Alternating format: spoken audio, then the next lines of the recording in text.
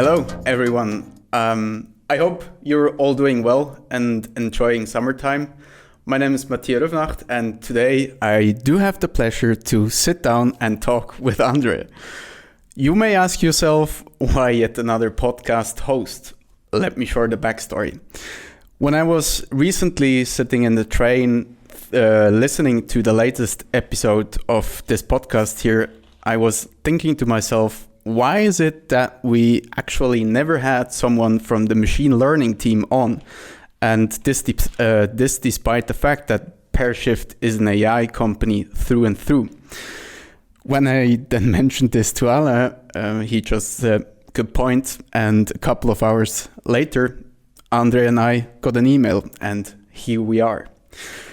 But enough of this preamble, and let's get started with who are you and what is your background?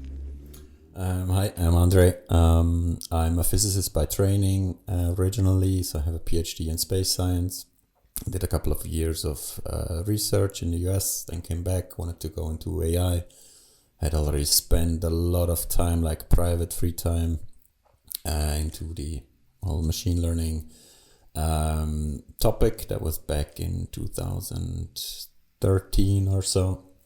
And yeah, I was looking for opportunities in industry because I knew I didn't want to pursue an academic career. And then I got hired at Parashift. I kind of saw the job ad. It sounded interesting. And yeah, I was the first guy doing machine learning at Parashift. And ever since, we are here and growing the team one by one on a kind of a semi-yearly basis. Very cool, very cool. On this point, what actually back in the days got you into the space science topic? What was the triggering point there? I was interested in physics foremost, and I studied at the University of Bern, and they have kind of a couple of topics that they pursue. One is like space science, one is climate science, theoretical science. And I was somewhat interested in space science. It was not like a childhood dream or anything like this, but it was kind of the most interesting topic that I thought, because it's kind of a good mix between theory, but you could also kind of applied physics in kind of spending time in the lab, so you don't have to always sit at the desk. And it's kind of, you can build instruments and then actually send them to space, which is pretty cool, which I don't think a lot of people can do or have actually the chance of doing. And so, yeah, it's just pretty interesting choice to me.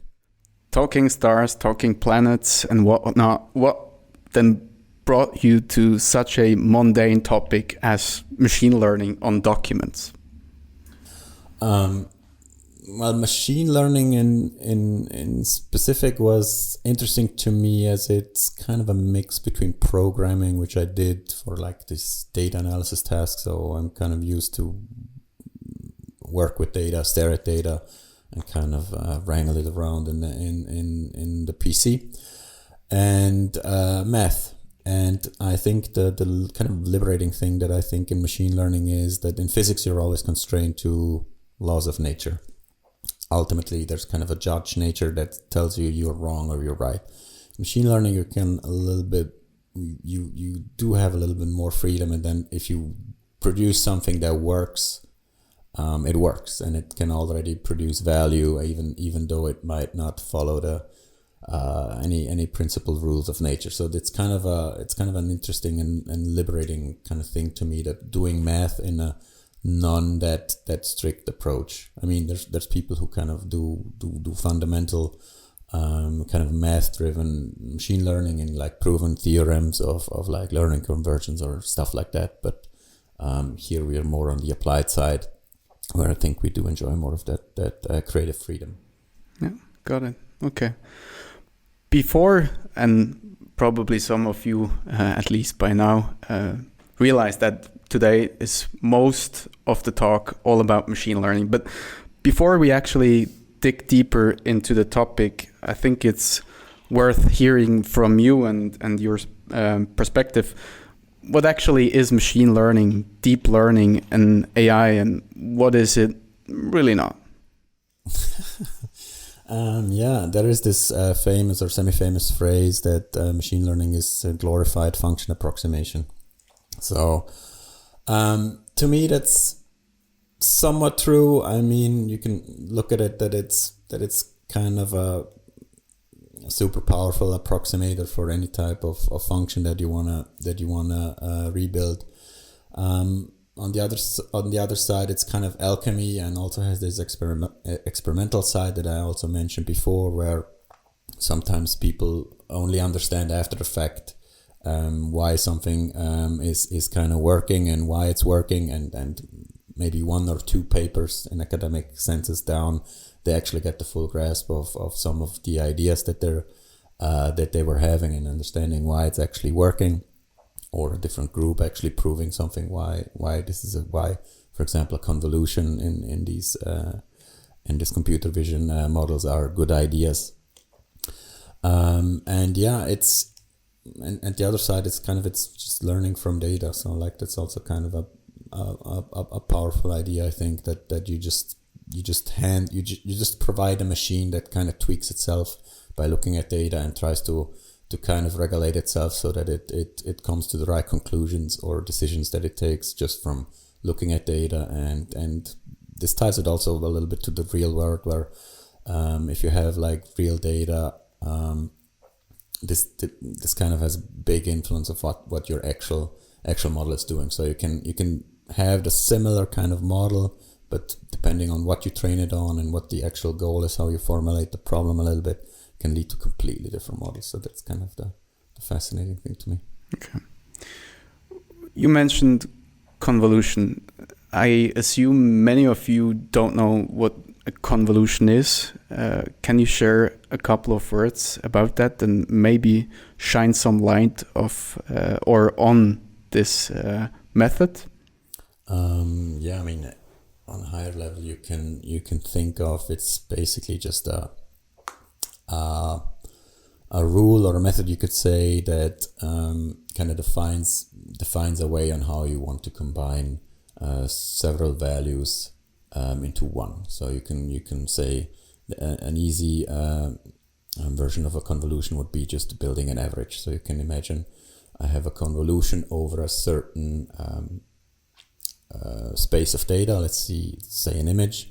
So your data is actually the values of the pixels, and you could just say, okay, the simplest convolution I can think of is an average. So I go over a window of 5 by 5 pixels, so horizontally and vertically, and then I just compute the average, and this is then the new value, kind of a aggregated value. Then you can add some weights to it, so you can say, okay, actually the pixels in the corners are more important, and by adapting this kind of algorithm on how you aggregate this data and how you kind of combine it, you can get different properties. You can derive it something like edge detection or some kind of encodings for like discovering specific textures in, for example, images of animals. You could train something that a convolution kind of enhances the difference between a fur and kind of what's the fish skin? I don't know, something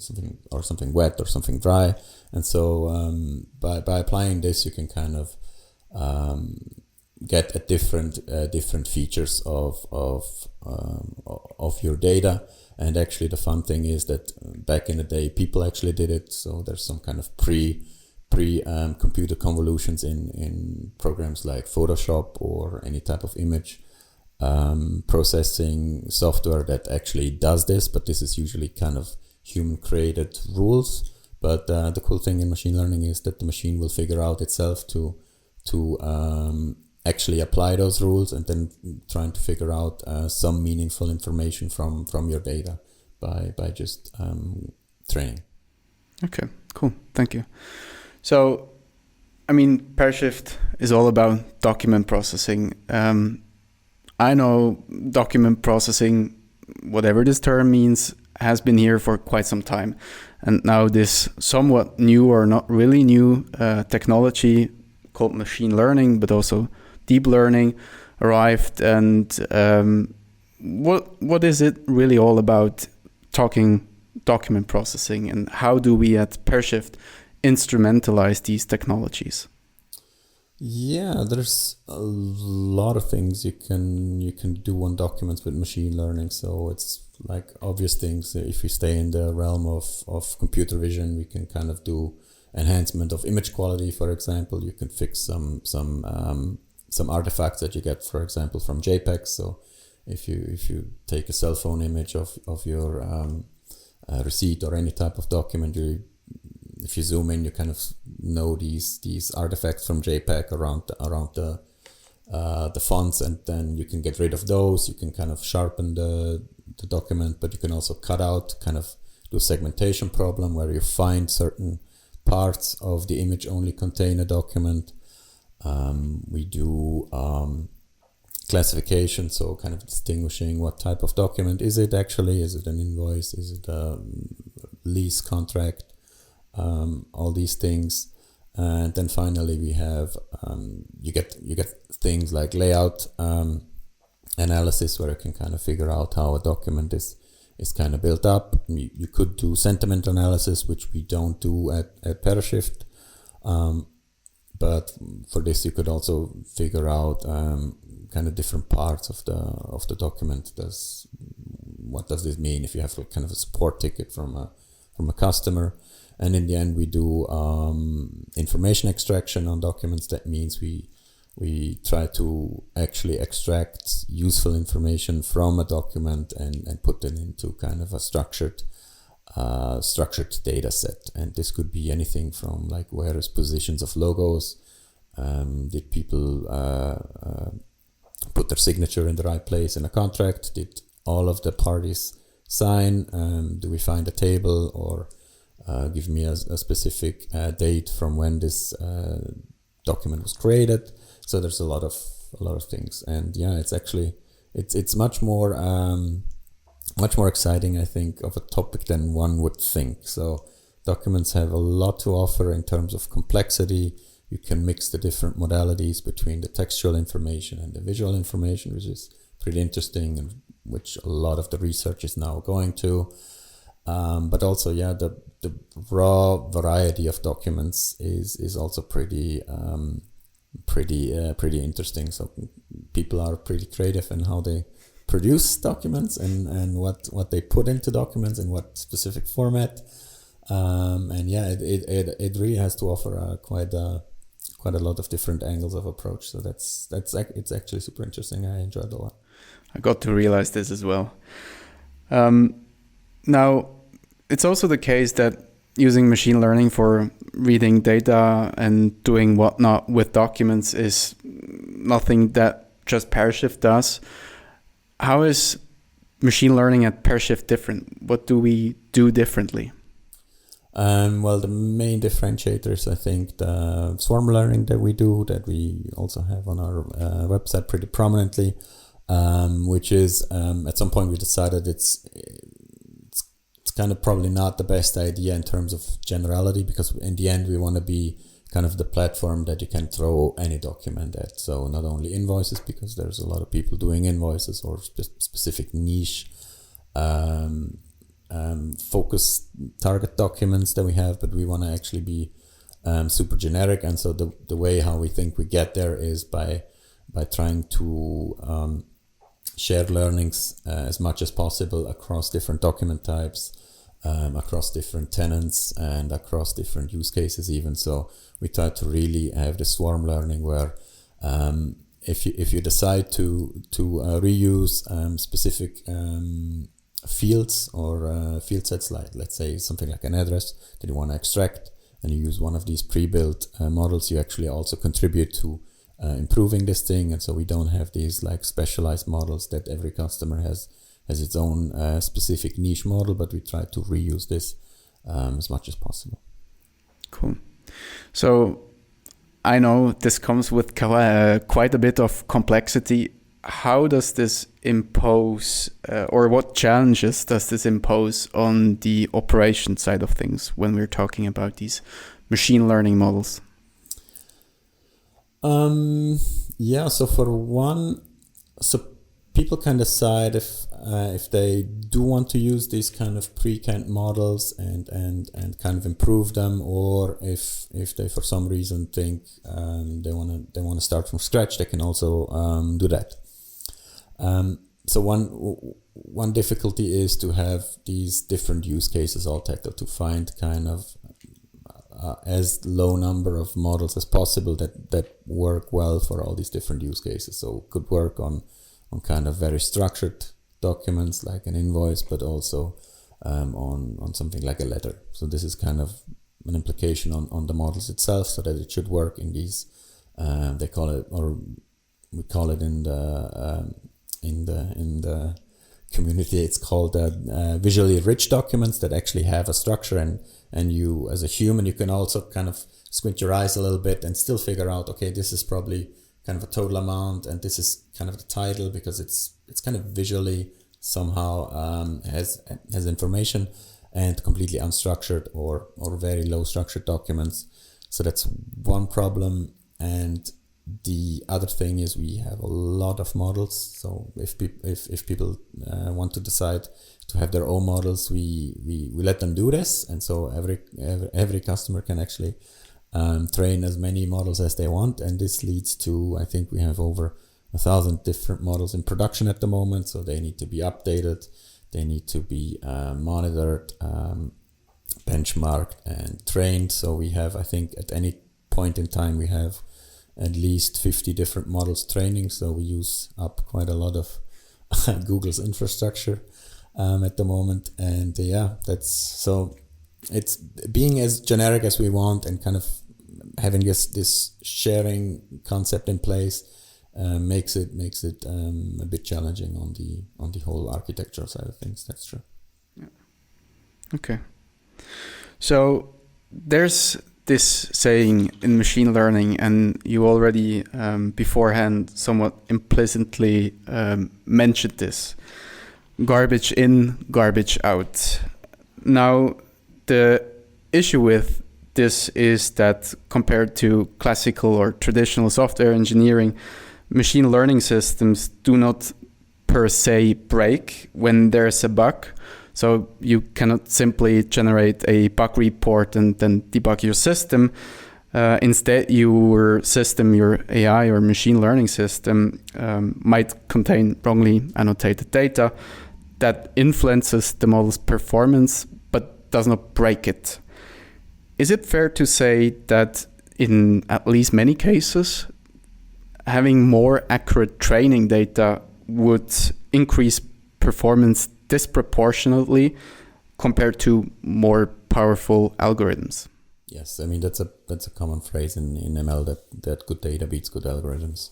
So yeah, that's also something we've actually experienced. We had we actually don't. We have a distinction at Parashift between bugs and oddities, where for machine learning terms, when a model doesn't perform as it should, but you look at what it actually did produce and you think, oh, that seems weird, then we kind of don't do a bug ticket, but we have an oddity ticket, and so people try to investigate this. Which is insightful many times. Sometimes it's also a bug that, as you said, the model doesn't break; it just produces maybe garbage results or results that are unexpected. And now I forgot what I wanted to say. But for one actual use case, we tried to improve the model here and there, and we introduced like more clever tricks that we could build in, some pre-processing steps, and we tweaked out a little bit of performance here and there. But in the end, we just threw a little bit more data at it, took a good look at the already annotated data, saw some inconsistencies, not necessarily stuff that is wrongly annotated, but just from a machine learning side inconsistently. And that actually had by far the biggest impact. So yeah, good quality data is definitely very, very important. Given that a lot of the solutions or benefit that Parashift provides comes from the swarm, so people from all kinds of regions on this world contribute to this data intelligence, having a clear training ground is super important, or training databases. Are there any interesting or promising approaches to somewhat proactively try to mitigate for the risk of poor training data? Nothing that we have in place now, but it's actually planned for later in the year that we actively look into this topic and try to find a systematic way on kind of sifting through the data, also getting rid of duplicate data sets that we have at the moment. For example, if a customer at the moment uploads 5 times the same document, we just keep it 5 times, which is also not necessarily the best thing.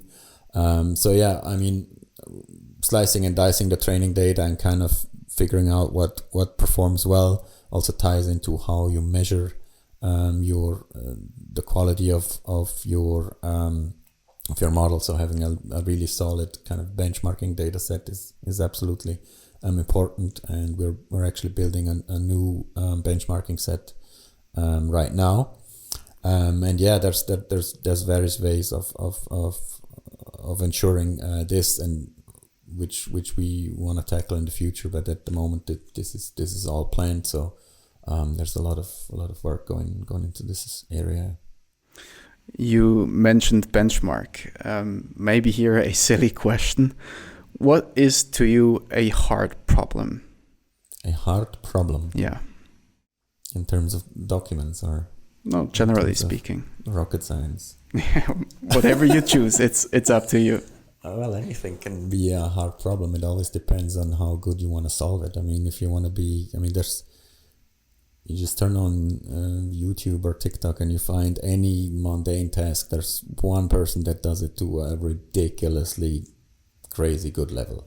So I think any task could be hard, but in general, and if I pull it to maybe the Parashift vision, of course, documents with complex structures are hard, or also where the use cases are where the actual problem is not well defined. I think that's a lot of times this is a source of making things harder than you think if you don't have actual kind of a real measure. So a benchmark also needs to be good, but for this also kind of what you measure must be clear. So yeah, that's to me a hard problem. So what then is a somewhat good benchmark when we're talking about documents? You just mentioned you're currently working on this topic. What does qualify, or what means to yourself a good quality benchmark in document processing?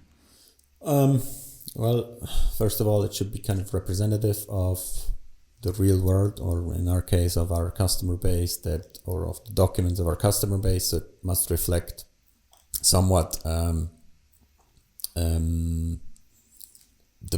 real world data. So one necessity is that if we perform better on the benchmark, we also perform better in real life.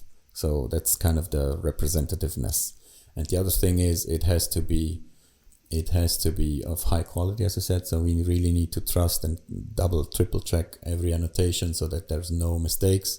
Because if you wanna produce models that perform at kind of the human error rate or better, which means it should perform equally good as a human would do, then you also need training data that is at least as good. Probably you need training data that is much better. So the amount of error in this training data set has to be very low, and in the end it should be kind of large enough that statistically it has some relevance in the real world also, that you can already detect small changes and small gains, because usually initially gains are easy to measure because you just improve by a lot and then it's super clear, but eventually it's kind of unclear if this is just a lucky coincidence with your benchmark set, so that you just overfit it secretly to whatever documents you have. If you only test on 5 or 10 documents, this could easily happen.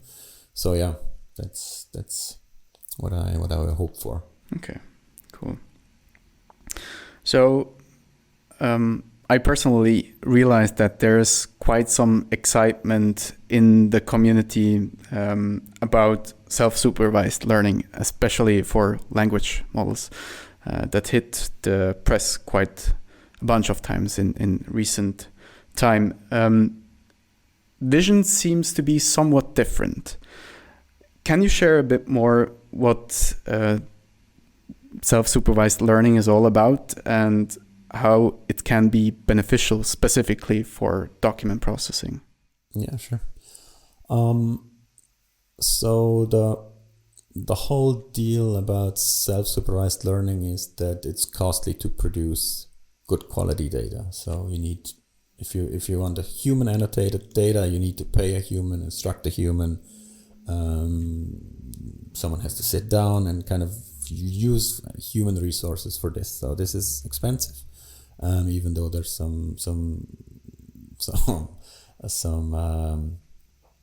cheap offers for doing this, but in the end it costs money and or time. So even if you have a lot of money, if you don't have enough people, you cannot just produce as much data as you want. So self-supervised learning is if you find a way of generating labels by yourself, so finding a clever way of taking actually unlabeled data or maybe just data that has a little bit of annotations, and then find a way on how you can actually produce labels from yourself, so from the document, that you don't need actual humans to do this. So one example is in the language world, you can kind of collect sentences from the internet. You randomly mask a couple of words in there, and you ask the model to reproduce the words. And that's easily doable because you actually knew ahead of time what the word was. You just you remove it, and then you can compare it to, and you say, okay, I removed the word house, and it produced the word garage, so it's maybe somewhat good, but if it would produce the word house, it's better. And then you kind of get access to a whole range of data that actually, and labels that no one actually, or no human has to annotate. And in terms of documents, this has been going on for, I think, about 2 years, that people started with these self-supervised or pre-training models, as they're often called, with different tasks also of producing also this masked language or masked token prediction, as they call it, because on an invoice, for example, you don't have natural language. It's usually just kind of a collection of a few keywords and values that don't have any like natural language meaning, like an article number or something like this, which you don't find like proper representations for it, or really meaningful representations of it out of the box. But actually this is a pre-training task that we're looking into. So like masking different parts of the document and trying to give it a label of what this token should be. So kind of predict if there should be a date at this place, or if there should be something like an address at this place probably, or a person name. So that's something we're looking at for these multimodal models. You can try to, so multimodal means you have you take the image information and you take the textual information and maybe an audio information. So these are different modes, so visual, textual, audio, you name it. And one common problem is that they have to kind of somewhat align. So you want to be able that the model is actually not only able to predict that there should be a date at this position, but you should be able, on textual level, it should be able to predict a date. And then on the image kind of branch of the model, it should also be able to predict, okay, the date was actually in this part of the model. So kind of to align these two modes. And there's a lot of different tasks that people are doing. So every other paper introduces a new self-supervised training task, which is super exciting, because I think this is one of the most promising parts, where if you have clever ideas in this area, I think you can go places. Yeah. What else besides self-supervised learning excites you that you see in the basic, but also in the applied research space for document processing? Well, I think it's still. I think the document understanding scene is not at that point. If you look at the NLP kind of side of things, there seems to be like a consensus that the BERT model does a pretty good job of representing text as feature vectors, which is just a bunch of numbers to people not familiar with. So BERT is a model that actually takes text and assigns to each word or subword, let's say word for now, a specific set of numbers that actually capture apparently meaningful information about this word and the context that this word actually appears in. And so whenever you try different NLP tasks or have models that are more complicated or rely on these textual representation, it's usually they fall back to BERT or some kind of version of BERT. In the document space, this point has not been reached yet. So I think finding kind of this base document representation model that then will just kind of run through the scene or will just build on top of that. I think that has not happened yet. So I think that's also where a lot of these pre-training tasks lead into. And yeah, that's pretty exciting. And I think that's kind of one of the obvious ways or questions that we need to solve is kind of find a very good representation of not just language, but actually a document. I somewhat followed some of the activities of your team, and something that you, I think, kickstarted early this year is a venturing into applying graph neural networks to document data. How about graph neural network? What is it? What excites you or fascinates peers within your team about this methodology? It's one of the hot topics, I think, general in ML. So it has been shown to be pretty powerful technique in all kinds of different areas. So I think in general, this is a hot topic.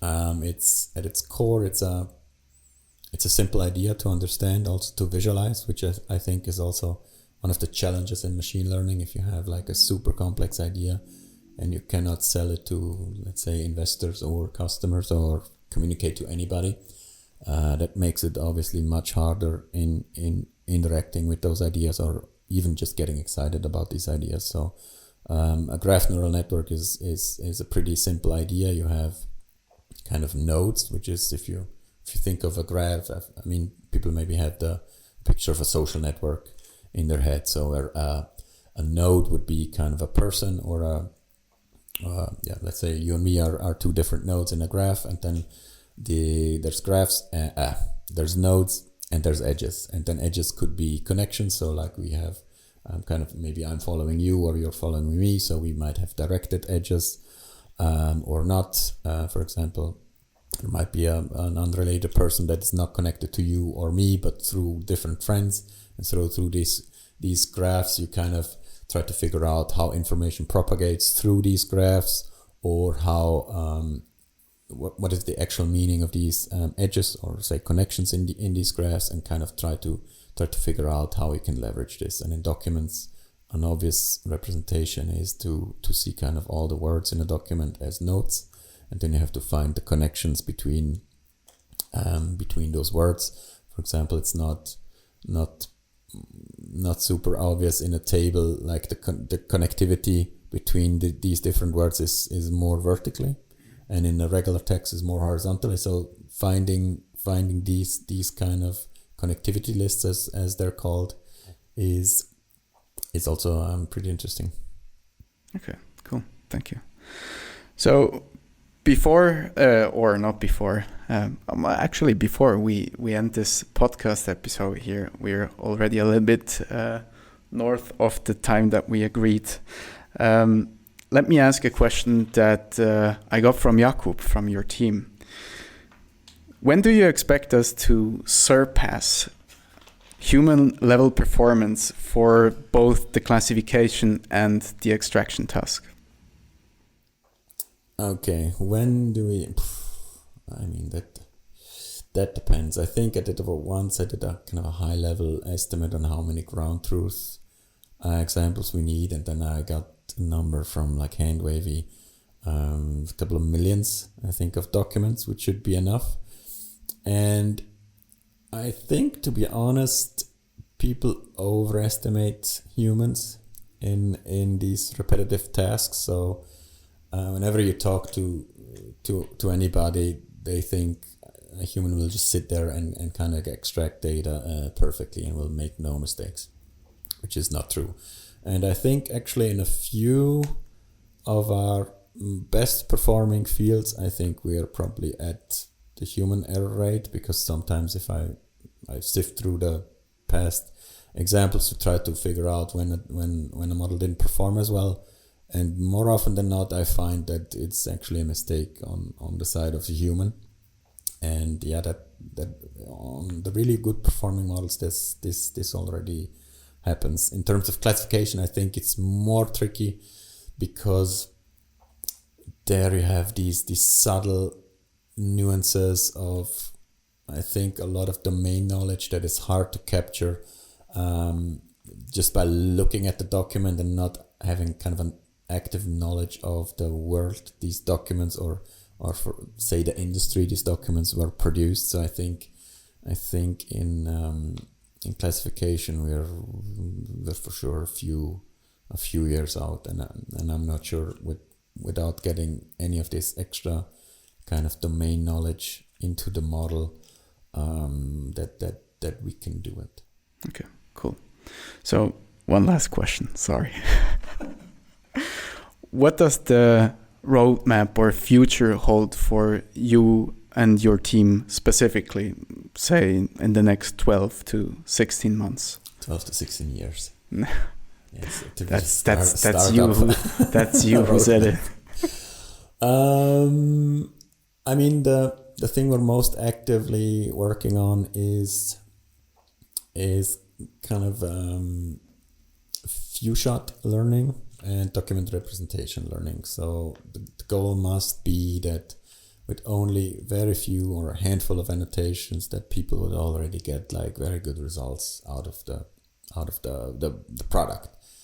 And whenever I'm a super data driven and number fixated person, but when it comes to I use a handful and pretty good, because it really depends. Like some documents are super easy to do. Like if you have a form, of course you send in 5 times the same form, it must be perfect after the first time, no question. So there actually the error margin is super low. But if you have very complex documents, there might be no chance even with 20 or 30, but we then talk about the hundreds. But so even though, I usually get asked and called out on, you mentioned very good and a handful. What does that mean? I don't know. It really depends. And as I said, this representation learning is super exciting. So we started introducing a couple of new of these pre-training tasks. That is certainly interesting, and a lot of tooling. As we mentioned at the beginning, we also have a big infrastructure, and how we train these models, how we update these models, how can we leverage not only like we call it the swarm point 2.0, and not only learning between different fields in the document, but also kind of behind the scenes figure out relations between different fields that maybe people wouldn't expect. An obvious way would be between all the addresses, but you can have very different addresses depending on your document type. So it could be kind of a member list where it's kind of a flat list, but you could have these postal addresses that you have on your mail. So kind of broadening and making a more broad approach on what we can actually learn. Let's say in the very broadest approach in this document representation learning, where we want to formulate very generic tasks to just get this generic representation of a document that is useful for classification or for extraction. And then the other goal is to really only need a few examples to actually lead to surprisingly good results. Cool. What a better end would there be to leave it here. Thank you, Andre, for taking the time, and also thanking to you out there. I hope you enjoyed today's session, and look forward to welcoming you eventually again on this podcast here. Thank you.